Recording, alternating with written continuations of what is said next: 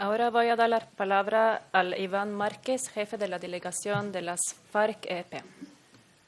Nuestro sueño, la paz con justicia social y soberanía.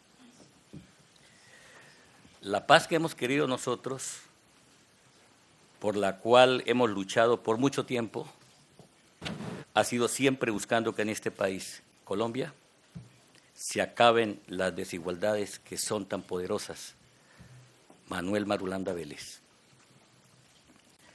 Señoras y señores, amigas y amigos de la paz de Colombia, compatriotas, hemos venido hasta este paralelo 60, hasta esta ciudad de Oslo, desde el trópico remoto, desde el Macondo de la injusticia, el tercer país más desigual del mundo, con un sueño colectivo de paz, con un ramo de olivo en nuestras manos.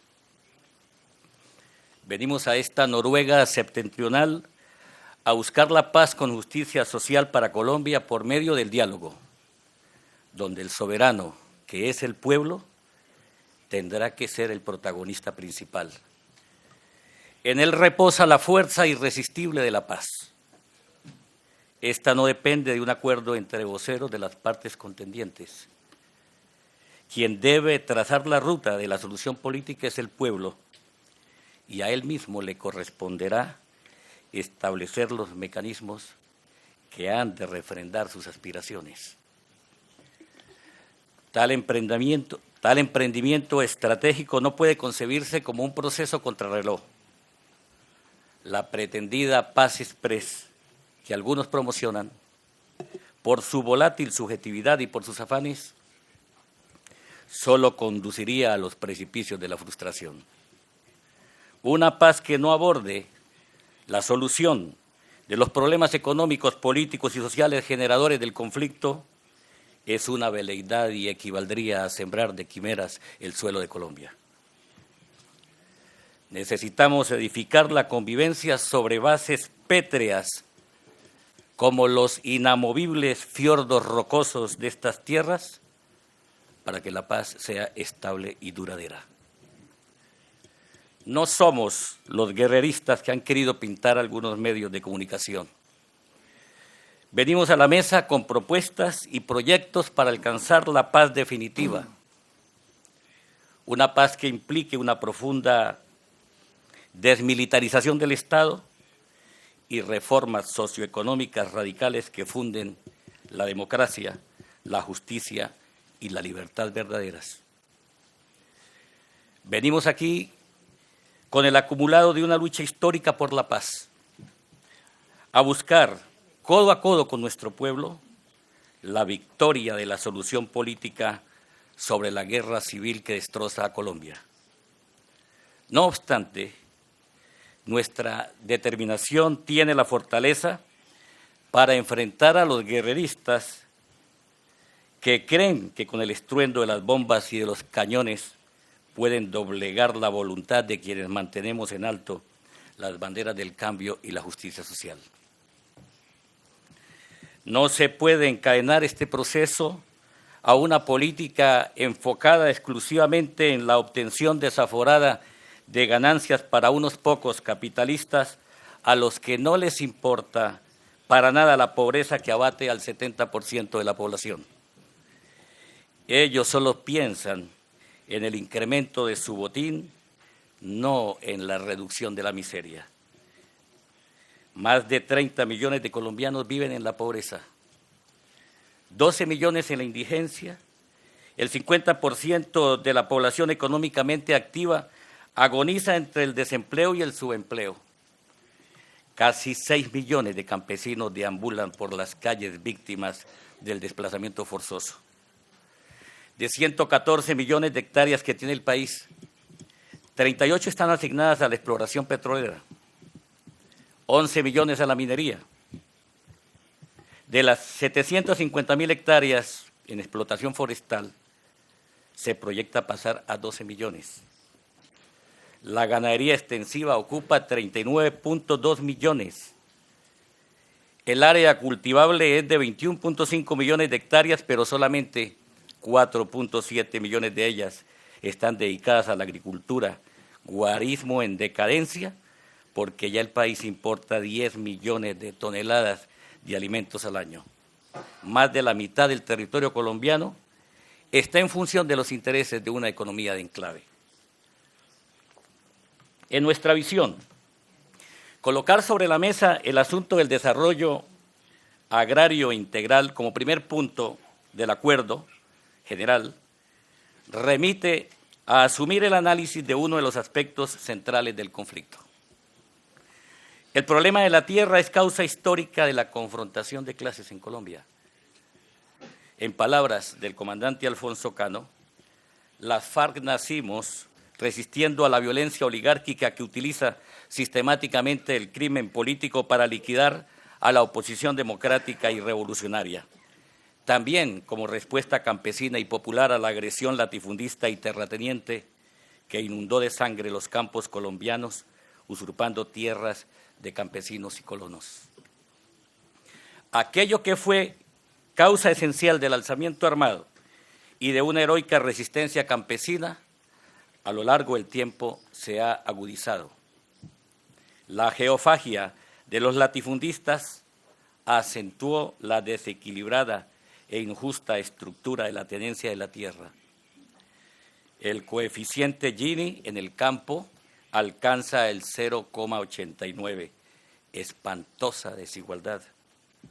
Los mismos datos oficiales dan cuenta de que las fincas de más de 500 hectáreas corresponden al 0,4% de los propietarios que controlan el 61,2% de la superficie agrícola. Se trata de una acumulación por desposesión, cuya más reciente referencia habla de 8 millones de hectáreas arrebatadas a sangre y fuego a través de masacres paramilitares, fosas comunes, desapariciones y desplazamiento forzoso, crímenes de lesa humanidad acentuados durante los 8 años de gobierno de Uribe, todos ellos componentes del terrorismo de Estado en Colombia. Para las FARC, Ejército del Pueblo, el concepto tierra está indisolublemente ligado al territorio. Son un todo indivisible que va más allá del aspecto meramente agrario y que toca intereses estratégicos, vitales de toda la nación. Por eso la lucha por el territorio está en el centro de las luchas que se libran hoy en Colombia. Hablar de tierra significa para nosotros hablar del territorio como una categoría que además del subsuelo y el sobresuelo entraña relaciones sociohistóricas de nuestras comunidades que llevan inmerso el sentimiento de patria, que concibe la tierra como abrigo y el sentido del buen vivir. Al respecto, debiéramos interiorizar la profunda definición del libertador Simón Bolívar sobre lo que es la patria, nuestro suelo, nuestro territorio. Primero, el suelo nativo que nada, nos dice. Él ha formado con sus elementos nuestro ser. Nuestra vida no es otra cosa que la esencia de nuestro propio país. Allí se encuentran los testigos de nuestro nacimiento, los creadores de nuestra existencia y los que nos han dado alma por la educación. Los sepulcros de nuestros padres yacen allí y nos reclaman seguridad y reposo. Todo nos recuerda un deber, todo nos excita sentimientos tiernos y memorias deliciosas. Allí fue el teatro de nuestra inocencia, de nuestros primeros amores, de nuestras primeras sensaciones y de cuanto nos ha formado. ¿Qué títulos más sagrados al amor y a la consagración? Partimos de esta visión para alertar a Colombia toda. La titulación de tierras, tal como la ha diseñado el actual gobierno, es una trampa.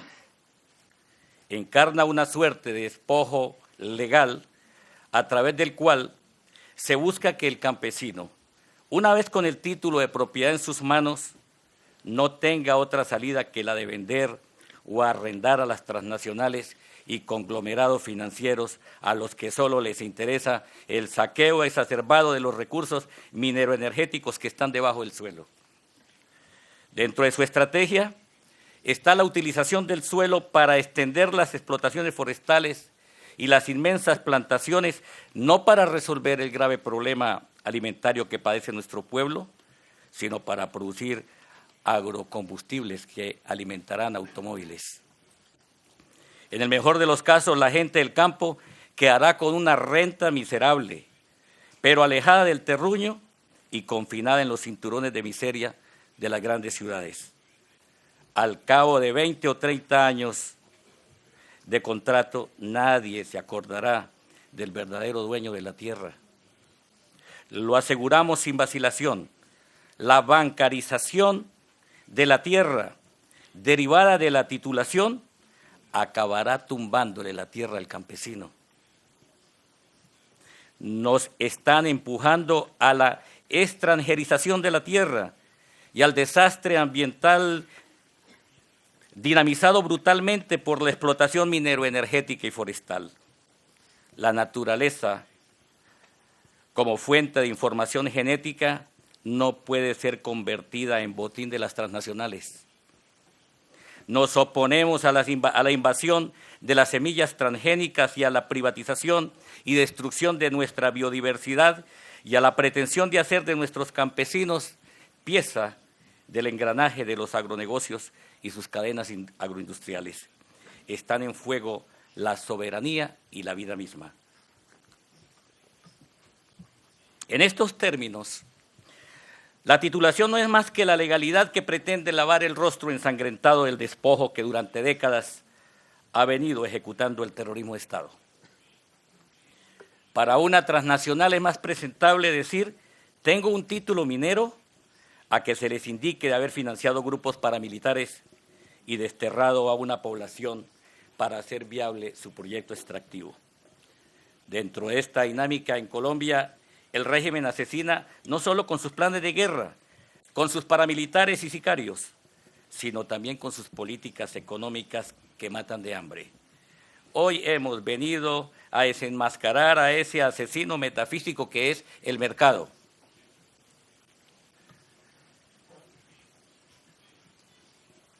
A denunciar la criminalidad del capital financiero, a sentar al neoliberalismo en el banquillo de los acusados como verdugo de pueblos y fabricación de muerte. No nos engañemos, la política agraria del régimen es retardataria y engañosa. La verdad pura y limpia, como dice el libertador Simón Bolívar, es el mejor modo de persuadir. La mentira solo conduce a la agudización del conflicto. El fin último de tales políticas, en detrimento de la soberanía y del bienestar común, es dar seguridad jurídica a los inversionistas, liberalizar el mercado de tierras y lanzar el territorio al campo de la especulación financiera y mercados de futuro. Independientemente de que exista o no la insurgencia armada, esta política multiplicará los conflictos y la violencia. Acumulación por desposesión y nueva espacialidad capitalista. He ahí la fórmula del proyecto político-económico de las élites neoliberales haciendo chorrear sangre a la patria de la cabeza a los pies. Es a esto a lo que nos resistimos. La FARC no se oponen a una verdadera restitución y titulación de tierras. Por años hemos luchado como pueblo en armas por una reforma agraria eficaz y transparente, y es precisamente por ello que no se puede permitir que se implemente el despojo legal que el gobierno proyecta con su ley de tierras. Por medio de la violencia del Plan Colombia y el proyecto paramilitar, se preparó el territorio para el asalto de las transnacionales.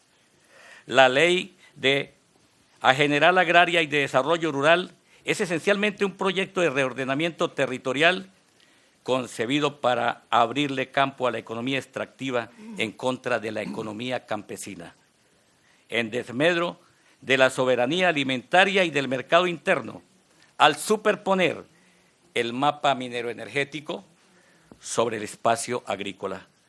Ni siquiera se tiene en cuenta la promoción de una agroecología que permita una interacción amigable con la naturaleza. Por otro lado, la restitución de tierras tiene que aludir a las tierras que les fueron arrebatadas violentamente a los campesinos, indígenas y afrodescendientes, y no a baldíos distantes de sus sitios raizales de existencia, también codiciados hoy por las multinacionales. Pero resulta que este es un problema que tiene que ver con todo el pueblo colombiano y que de hecho está salpicando de conflictos todo el territorio. Hay una profunda inconformidad del país nacional con el AMPA financiera que se está apropiando de la Orinoquía. Ahora han aparecido unos tales nuevos llaneros que de llaneros no tienen nada, como los magnates Sarmiento Angulo y Julio Mario Santo Domingo, hijo, los terratenientes Eder del Valle del Cauca, el señor Efromovich, el ex vicepresidente Francisco Santos, gestor del paramilitar Bloque Capital, los hijos de Álvaro Uribe Vélez, entre otros filibusteros que ningún derecho tienen sobre esas tierras y que solo quieren clavar sus garras en el petróleo, el oro, el coltán, el litio, explotar grandes proyectos agroindustriales y la biodiversidad de la altillanura.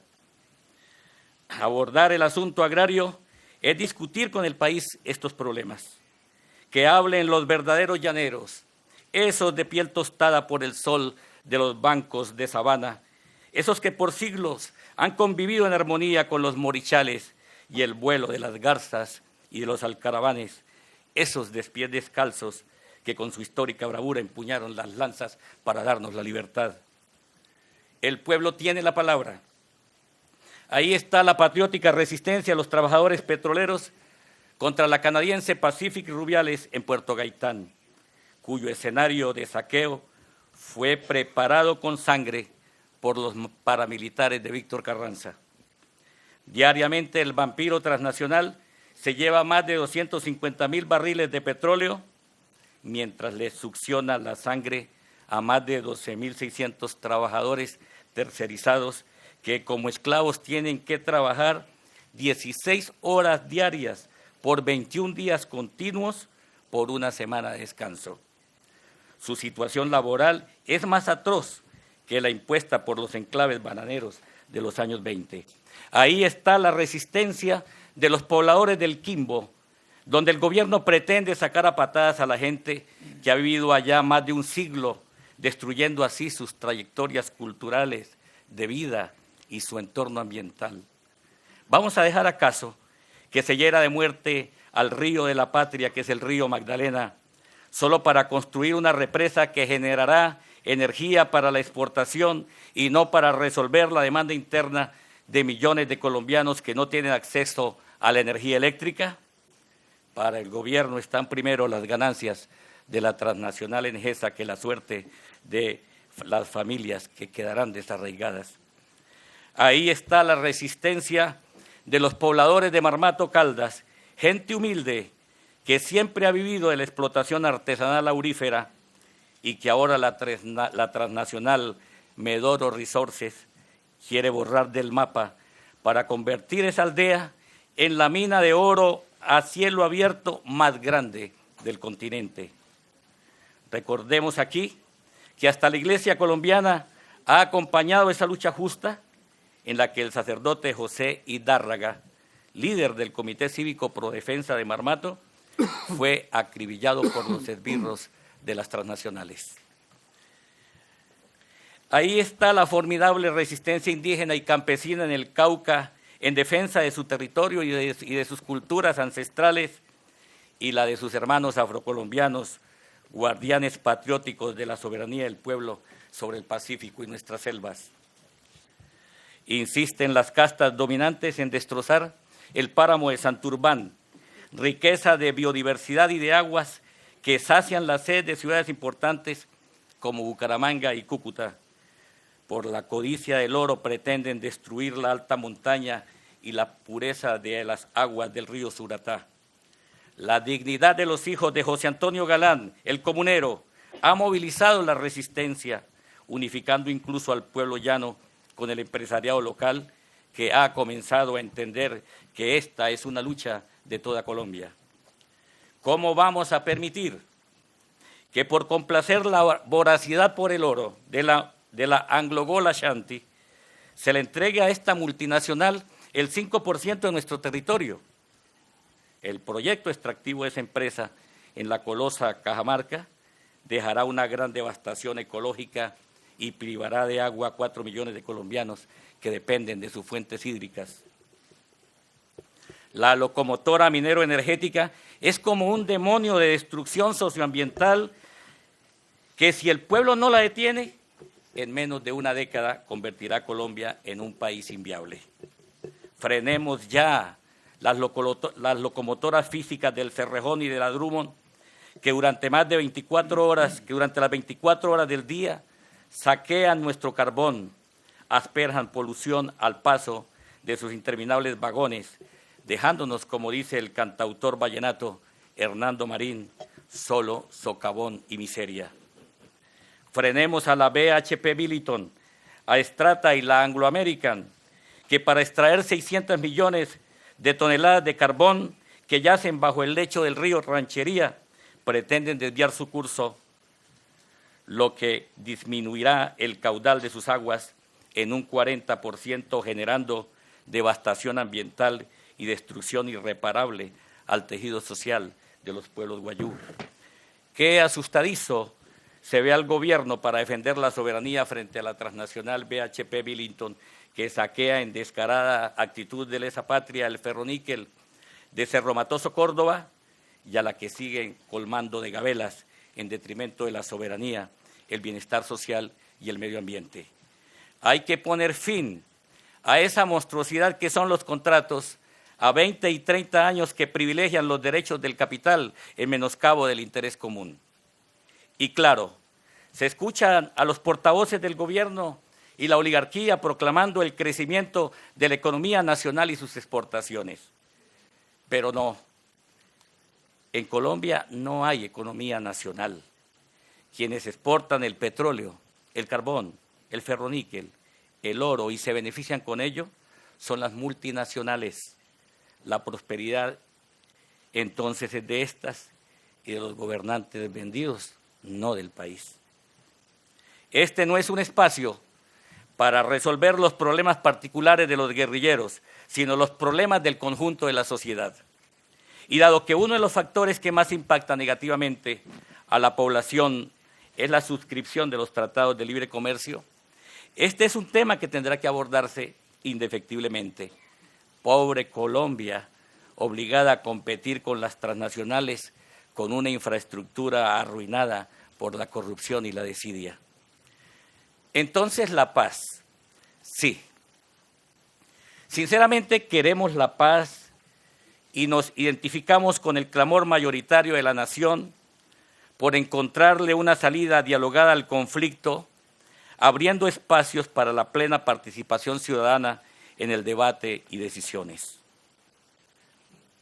Pero la paz no significa el silencio de los fusiles, sino que abarca la transformación de la estructura del Estado y el cambio de las formas políticas, económicas y militares. Sí, la paz no es la simple desmovilización. Decía el comandante Alfonso Cano, desmovilizarse es sinónimo de inercia, es entrega cobarde, es rendición y traición a la causa popular y al ideario revolucionario que cultivamos y luchamos por las transformaciones sociales. Es una indignidad que lleva implícito un mensaje de desesperanza al pueblo que confía en nuestro compromiso y propuesta bolivariana. Necesariamente tendremos que abocar las causas generadoras del conflicto y sanear primero el cancro de la institucionalidad.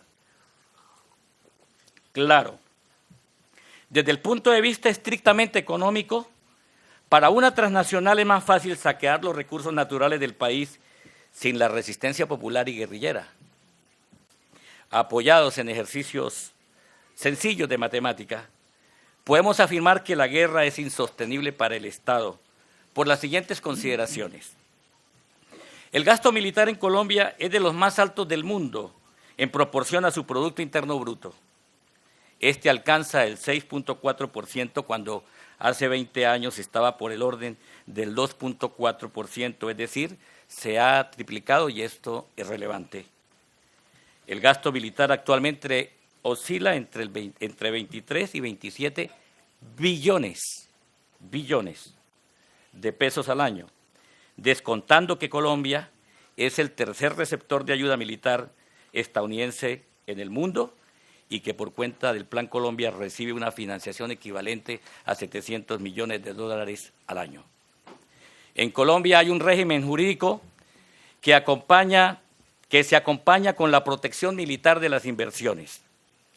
De unos 330.000 efectivos de las fuerzas militares, 90.000 soldados son utilizados para cuidar la infraestructura y las ganancias de las multinacionales. El enorme gasto que esto representa, aunado al costo de la tecnología empleada, pone en evidencia los límites de la sostenibilidad de la guerra. Nosotros hacemos un llamado sincero a los soldados de Colombia, a los oficiales y suboficiales, a los altos mandos que aún sientan en su pecho el latir de la patria, a recobrar el decoro y la herencia del ideario bolivariano que reclama a los militares emplear su espada en defensa de la soberanía y las garantías sociales. Qué bueno sería protagonizar el surgimiento de unas nuevas Fuerzas Armadas. No más sumisión a Washington, no más subordinación al Comando Sur y no más complacencia con la expansión de bases militares extranjeras en nuestro territorio. Esa es la hoguera que arde en nuestro corazón.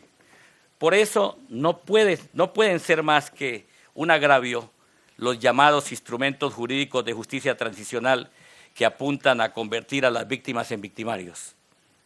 Que se tenga presente que el alzamiento armado contra la opresión es un derecho universal que asiste a todos los pueblos del mundo, que ha sido consagrado en el preámbulo de la Declaración de los Derechos Humanos aprobada por la ONU en 1948 y que además es un derecho consignado en muchas constituciones de las naciones del mundo.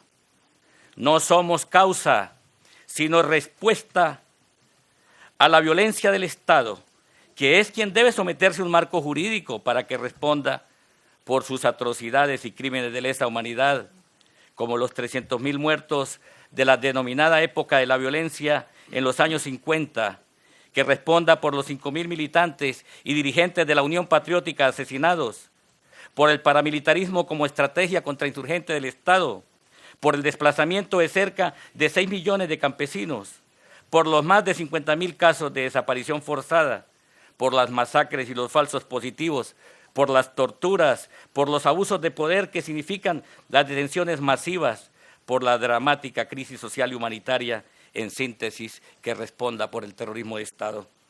Quien debe confesar la verdad y reparar a las víctimas son los victimarios atrincherados en la espuria institucionalidad. Somos una fuerza beligerante, una organización política revolucionaria con un proyecto de país esbozado en la plataforma bolivariana por la Nueva Colombia y nos anima la convicción de que nuestro puerto es la paz, pero no la paz de los vencidos, sino la paz con justicia social. La insurgencia armada motivada en una lucha justa no podrá ser derrotada con bombarderos ni tecnologías ni planes por muy sonoros y variados que sean sus denominaciones. La guerra de guerrillas móviles es una táctica invencible. Se equivocan aquellos que embriagados de triunfalismo hablan del fin de la guerrilla, de puntos de inflexión y de derrotas estratégicas y confunden nuestra disposición al diálogo por la paz con una inexistente manifestación de debilidad.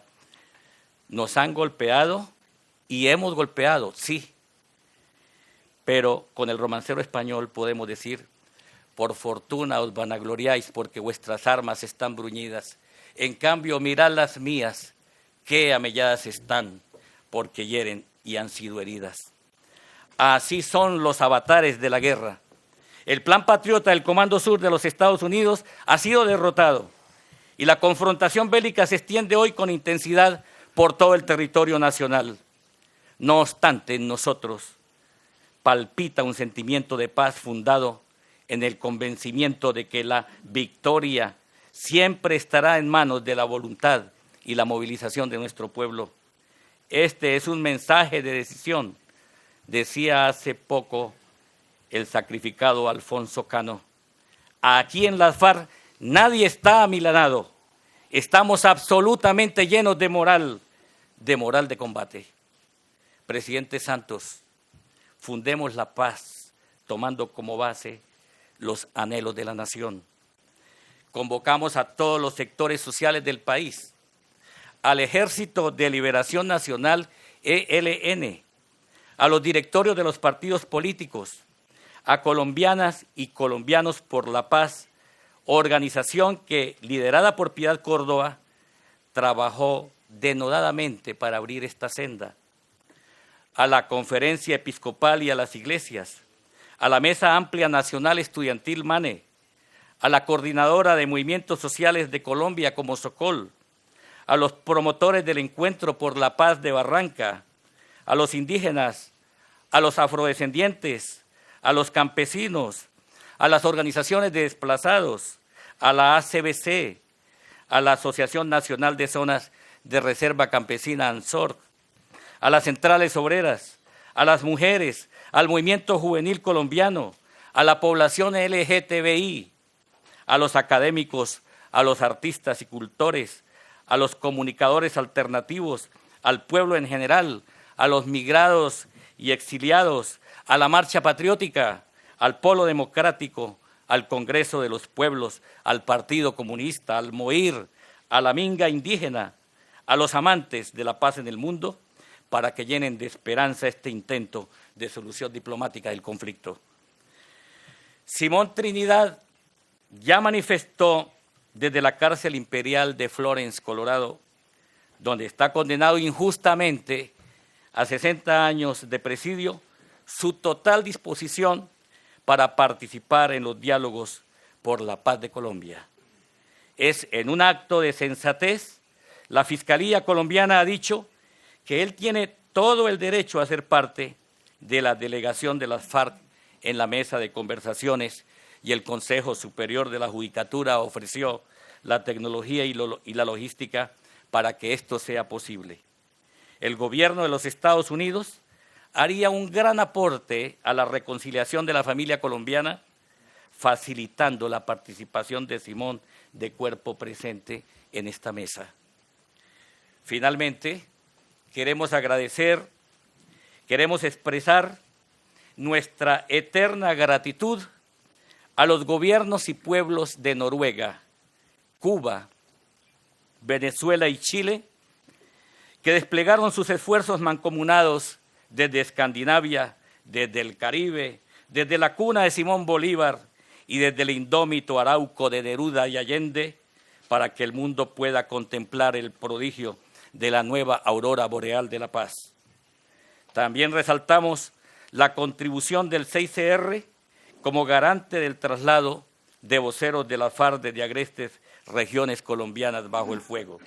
Rendimos homenaje a nuestros caídos, a nuestros prisioneros de guerra, a nuestros lisiados, a la abnegación de las milicias bolivarianas, al Partido Comunista Clandestino y al Movimiento Bolivariano por la Nueva Colombia y junto a ellos al pueblo fiel que nutre y acompaña nuestra lucha. Sin aún comenzar la discusión, no coloquemos como espada de Damocles a pender amenazas sobre la existencia de esta mesa. Sometamos las razones de cada una de las partes contendientes al veredicto de la nación, a la veeduría ciudadana. No permitamos que los manipuladores de opinión desvíen el rumbo de esta causa necesaria, que es la reconciliación y la paz de los colombianos en condiciones de justicia y dignidad. La gran prensa no puede seguir actuando como juez inicuo frente al conflicto, porque, como decía Cicerón, un juez inicuo es peor que un verdugo. De los esfuerzos de todos y de la solidaridad del mundo depende el destino de Colombia. Que la oración por la paz de Jorge Eliezer Gaitán ilumine nuestro camino. Bienaventurados los que entienden que las palabras de concordia y de paz no deben servir para ocultar sentimientos de rencor y exterminio. Malaventurados los que en el gobierno ocultan tras la bondad de las palabras la impiedad para los hombres del pueblo, porque ellos serán señalados con el dedo de la ignominia en las páginas de la historia. Damos la bienvenida a este nuevo emprendimiento por la paz con justicia social. Todos, por la solución incruenta del conflicto colombiano. Viva Colombia, viva Manuel Marulanda Vélez, viva la paz, Secretariado del Estado Mayor Central de las FARC, Ejército del Pueblo, FAREP. Muchas gracias.